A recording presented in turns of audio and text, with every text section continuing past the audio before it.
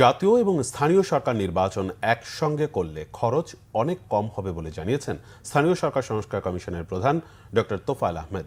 তাই এই দুই নির্বাচন একসঙ্গে করার পক্ষে মত দিয়েছেন তিনি। রাজধানীর স্থানীয় সরকার ইনস্টিটিউটে সাংবাদিকদের সঙ্গে স্থানীয় সরকার সংস্কার কমিশনের মতবিনিময় সভায় স্থানীয় ভোট দলীয় প্রতীকে না করা, না ভোটের বিধান রাখা, সংসদ সদস্যদের স্থানীয় সরকারের ভোটে হস্তক্ষেপ না করা সহ নারী প্রতিনিধিদের ক্ষমতায়ন বাড়ানো সহ বেশ কিছু সুপারিশ তুলে ধরেন সাংবাদিকরা।